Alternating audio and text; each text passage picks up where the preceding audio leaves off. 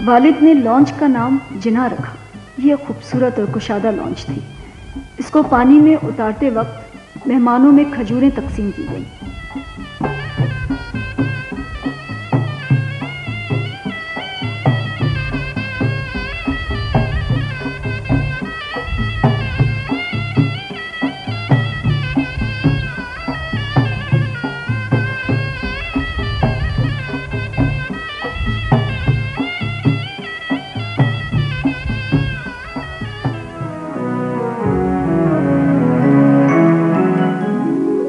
भाई जब 12 साल के हुए तो हमारी एक और बहन पैदा हुई, जो वालदा से इतनी मिलती जुलती थीं कि लोग उन्हें शीरीन शीरीन कहने लगे और उनका नाम शीरीन रख दिया गया।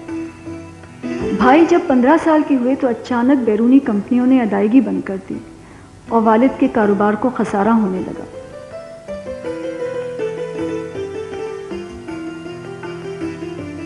वालिद इस सिलसिले में बहुत फिक्रमंद रहने लगे और रात दिन दौड़ भाग करने लगे।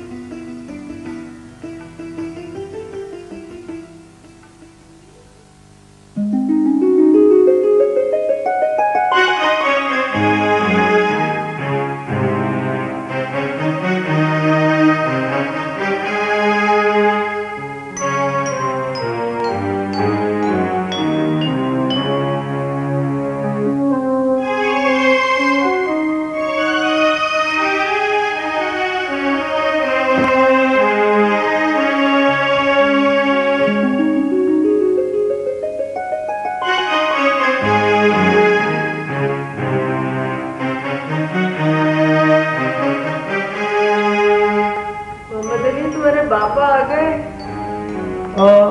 जी नहीं अम्मा, वो अभी तक नहीं आए।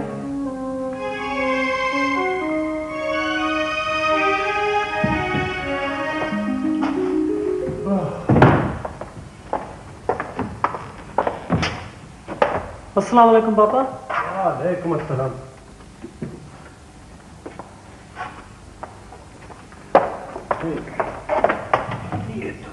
सुनिए, खाना लगा दूं? नहीं, मुझे दफ्तर से होते हुए फौरन किसी से मिलने जाना है। कुछ कागजात लेने आया था। तो खाना तो खा लेते। वक्त नहीं है, समझा करो। कई जगह जाना पड़ता है, लोगों से मिलना पड़ता है, दफ्तर भी देखना पड़ता है। अकेला आदमी हूँ। खाना वापसी पे खा लूंगा रात को आकर। सुनिए, ये मोहम्मद अली कुछ कहना चाहता है आपसे। बोलो बेटा, क्या बात है? जी मैं सोच रहा था कि बिजनेस के लिए आप लोगों से मिलें। ऑफिस की देखभाल मैं कर लूंगा। और बेटा तुम्हारी पढ़ाई? बिजनेस के प्रॉब्लम्स खत्म हो जाएंगे तो मैं स्कूल फिर से ज्वाइन कर लूंगा। वैसे मैं घर पर स्टडीज करता रहूंगा। अच्छा अच्छा।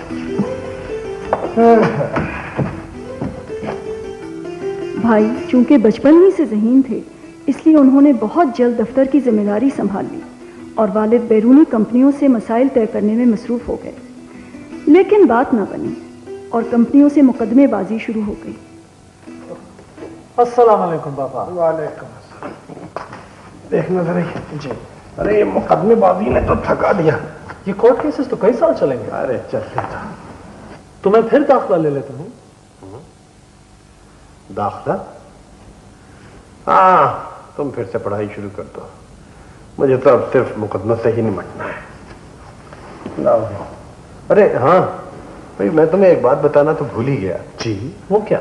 अपनी वालजी पुंजाभाई फर्म तो अब मुकदमा में उलझ कर रह गई है। मैं एक नई फर्म मैसर्स मोहम्मद अली जिना भाई तुम्हारे नाम से कायम कर रहा हूं, ताकि कुछ कारोबार तो चलता रहे। बिल्कुल ठीक। तो मैं स्टडीज के साथ साथ इसमें भी हाथ बटाऊंगा। बिल्कुल ठीक। भाई ने दोबारा स्कूल में दाखिला ले लिया और पढ़ाई शुरू कर दी। वक्त बहुत कम था, मगर उन्होंने मेहनत करके सालाना इम्तिहान पास कर लिया। और फिर 1891 में मैं पैदा हुई। फातिमा, मामा ने बहुत ही अच्छा नाम रखा है। क्यों अम्मा? बहुत प्यारा नाम है। हम तो समझ रहे थे शीरी के बाद बेटा हो। बेटी हो या बेटा, फर्क क्या पड़ता है? किस्मत अच्छी होनी चाहिए। किस्मत भी अच्छी होगी इंशाअल्लाह। खुद भी तो कितनी प्यारी है फातिमा। वालिद ने एक मकामी कंपनी के अंग्रेज जनरल मैनेजर के जरिए, जो उनका एक अच्छा दोस्त था, अपनी नई फर्म मिसेस मोहम्मद अली जिन्ना भाई का आगाज किया। जब उनकी माली हालत कदरे बेहतर हुई तो उन्होंने भाई मोहम्मद अली जिन्ना के मुस्तकबिल के बारे में सोचा। इंडियन नेशनल कांग्रेस को बने तकरीबन 6 बरस तो हो चुके, लेकिन उसने ताजरों के प्रॉब्लम्स के बारे में अब तक कुछ नहीं सोचा।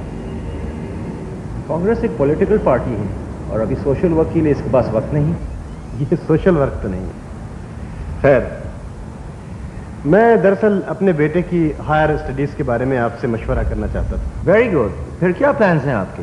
मैंने सोचा है उसे सर सैयद अहमद खान के मोहम्मदन एंग्लो ओरिएंटल कॉलेज में दाखिल कराऊं।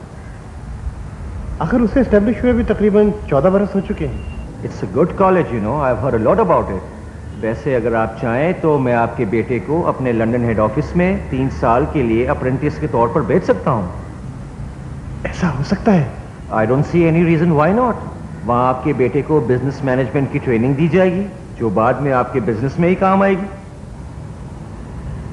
अगर ऐसा हो जाए तो ये तो बहुत अच्छा हो।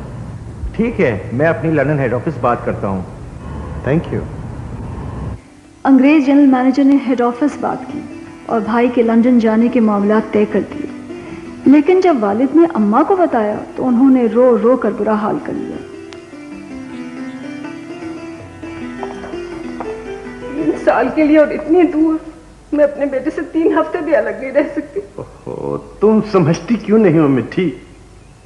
आखिर ये मोहम्मद अली के मुस्तकबिल का सवाल है। तुम तो खुद उसे बड़ा आदमी देखना चाहती हो कि नहीं? हाँ, चाहती तो हूँ, लेकिन मैं उसके बगैर इतने दिन कैसे रह सकूं? ओ मिठी, वक्त तो यूं गुजर जाता है, देखना तुम्हें पता भी नहीं चलेगा। मोहम्मद अली मेरा सबसे बड़ा बेटा है। मेरी सेहत भी दिन ब दिन गिरती जा रही। आप कहते हैं तो मैं अपने दिल पर पत्थर रख लूंगी, लेकिन इससे पहले मैं उसकी शादी करूंगी। शादी? चलो ठीक है। और बस इस काम में देर नहीं होनी चाहिए। शादी मेरी इतनी जल्दी? मैं चाहती हूँ तुम्हारे जाने से पहले बहू कर लिया। लेकिन अम्मा, मैं इस तरह आंख बंद करके किसी से शादी कैसे कर सकता हूँ? तुम्हें अपनी माँ पे तो भरोसा है ना? क्यों नहीं अम्मा, आप तो मुझे सारी दुनिया में सबसे ज्यादा अजीज हैं। बस तुम मुझ पर भरोसा करो। हमारी एक अजीज हैं लीरा खेम जी, उनकी बिल। बस अम्मा, अब और कुछ ना कहें। आपका हर फैसला मेरे लिए हुक्म की हैसियत रखता है। जीते रहो बेटा, तुमने मेरे दिल का बहुत बड़ा बोझ हल्का कर दिया। भाई अम्मा को बेहद चाहते थे। शादी के सिलसिले में अम्मा की बात मानना शायद उनकी जिंदगी का वाहिद फैसला था जो उनके अलावा किसी और ने किया, वरना हर अहम फैसला वो खुद किया करते थे।